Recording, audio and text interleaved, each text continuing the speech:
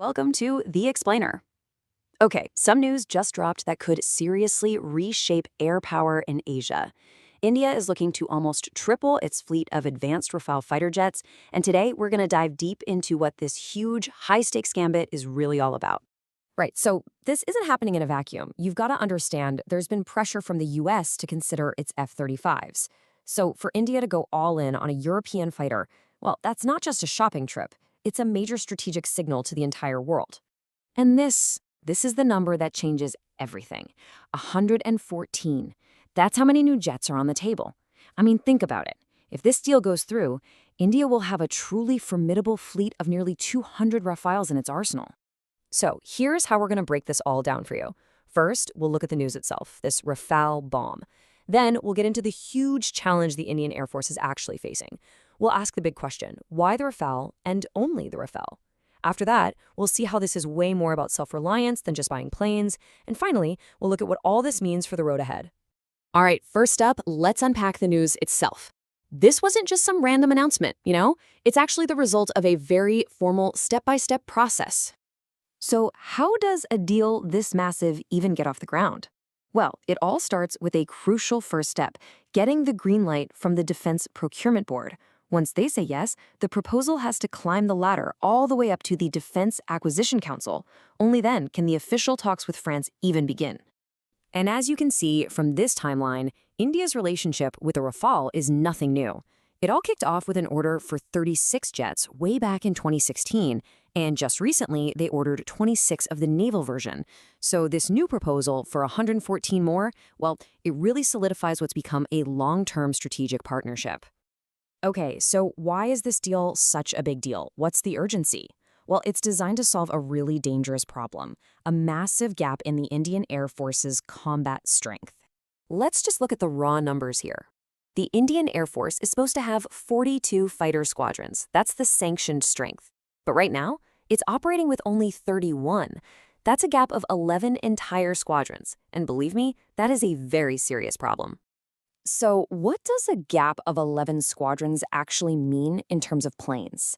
Well, with about 18 jets per squadron, you're talking about a shortfall of nearly 200 fighter jets. A big reason for this is that older fleets, like the legendary MiG-21s, are finally being retired. Now this is where it gets really stark.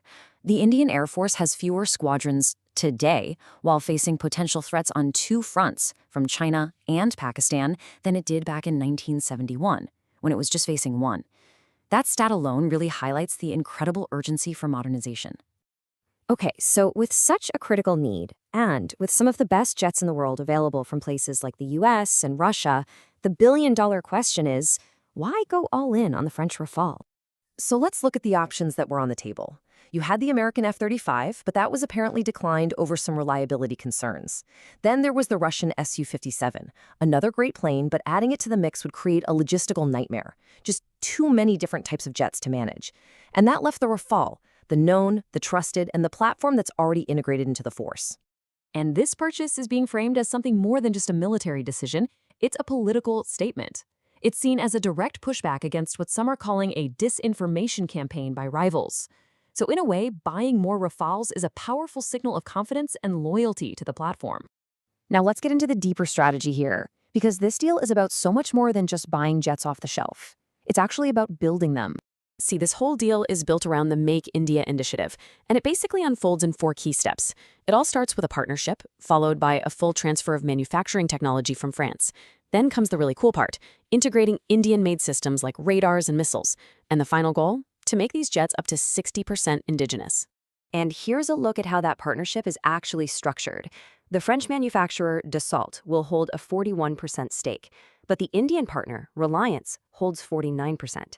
That majority share is absolutely key, because it means this joint venture will be responsible for building these incredible jets right there on Indian soil. So what's the big picture here?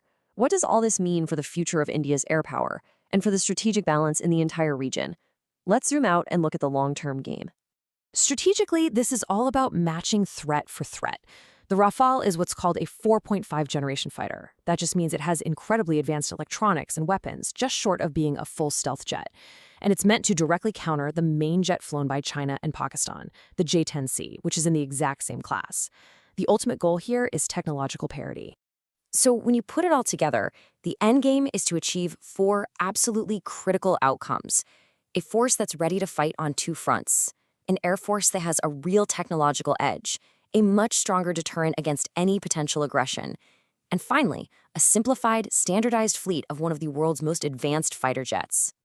And that really brings us to the biggest question of all. This deal isn't just about buying jets or filling a squadron gap. It could represent a fundamental shift in strategy, from being one of the world's biggest buyers of weapons to a nation that actually builds and integrates them. This is a story about a nation's ambition on the world stage,